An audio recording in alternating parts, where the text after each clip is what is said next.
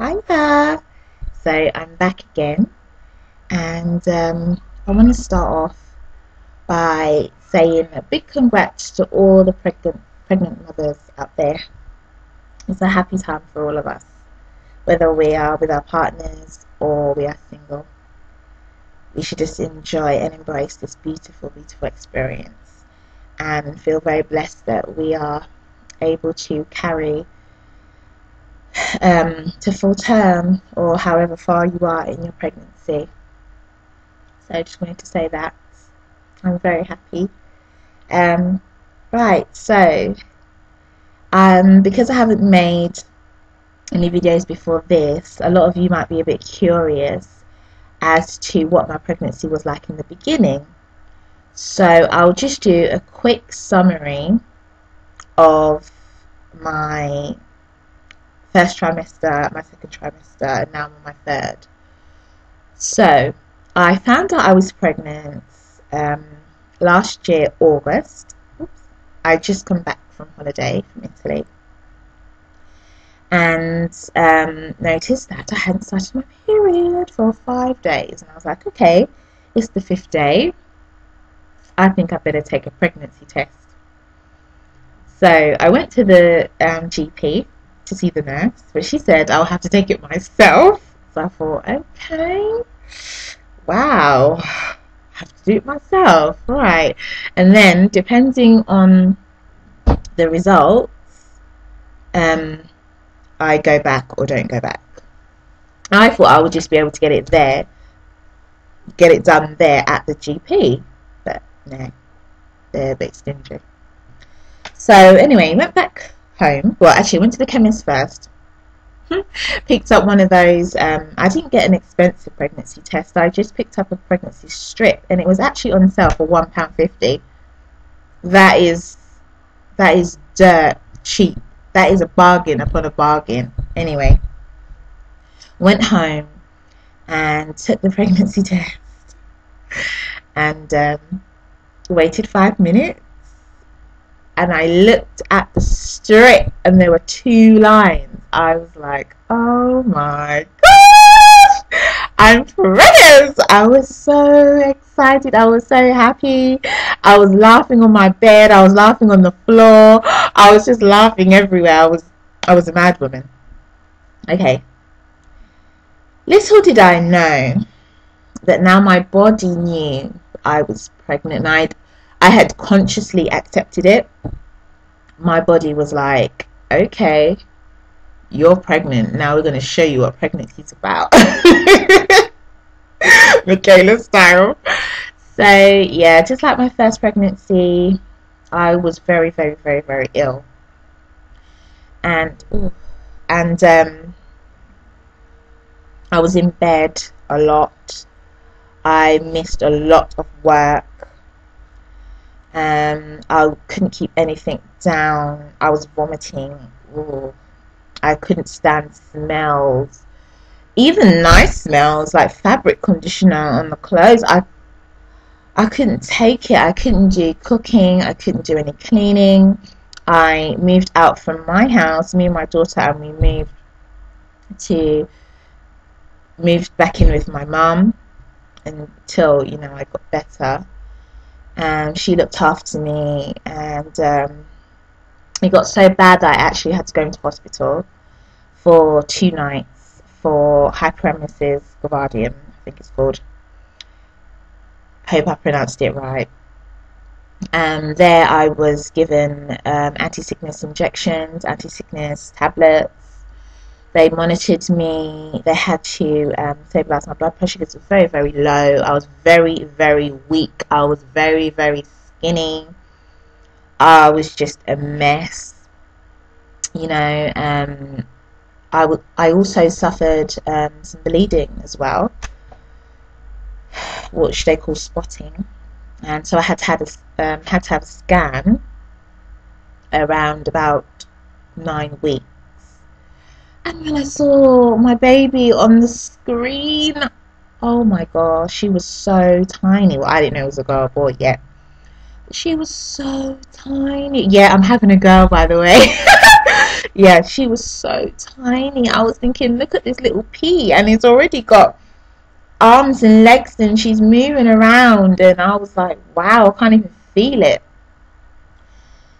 But yeah, so after I was all drugged up and whatnot, and I was on a drip to be given fluids, I felt so much better. I went home that night. My sister had massive barbecue. I was able to eat and join in, but then I had to retire to bed early because I was still a bit weak, and I couldn't really stand for long. But shortly after, the vomiting started again, but not as severe as it was in the first instance.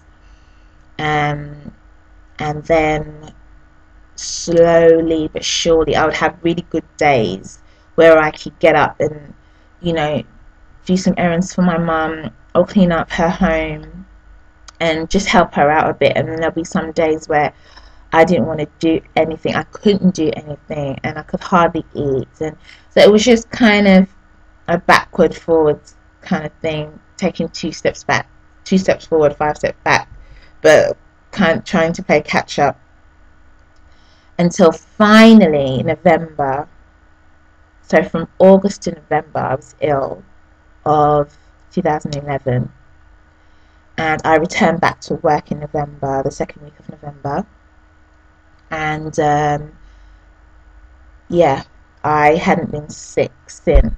And so after Christmas, I'm sorry, was it after Christmas or before Christmas? I moved back home. Yeah, just before Christmas, I moved home and settled myself in for the new year, and I've been home ever since. So it's been great. It's been absolutely great, and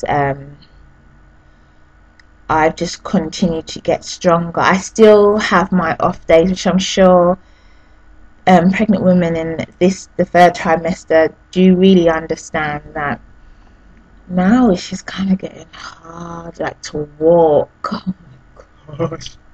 Talk about going shopping. I mean, I used to love that, but now it's like, this is just too much work. Trying to do the housework, I've just learned to take my time. As long as it gets done, I take my time. If it takes me 2 days, it takes me 2 days. Sorry. But take my time, and you know, try and keep on top of things, because the more I keep on top of things now, the better it will be for me to cope after the birth, because I don't know, I have to juggle 2 children and the housework, and I just think I'll be mentally prepped for it. So yeah, second trimester, what was that like? That was okay, actually. I think I covered it though. Yeah, so from about 5 months, 6 months, I was okay. I was doing my own cooking, my own cleaning, going to work. So kind of back to normal, but just kind of feeling very tight at the end of the day. Tight around my pelvis and the top of my thighs. Just, yeah, just really tight, and just needed to rest. But now I'm getting really tired again. And sometimes I have this really sicky taste in my mouth. It's just horrible. Oh, one thing I forgot to tell you. I didn't have this with my first pregnancy, but I suffered severe spitting. Guys, you do not want to go through that. And if anyone has experienced that or is experiencing, let me know. I think I can give you some tips. Yeah. How I deal with it now, it actually has gotten so much better.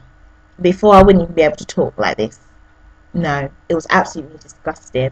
It's called, there's a specific term for it, but I can't really remember right now. But it's to do with excess saliva, and the best thing to do is stay away from sweets.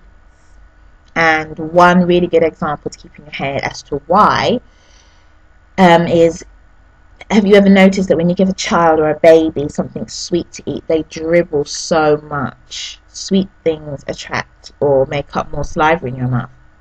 So you really need to stay away from sweet things and try bitter things.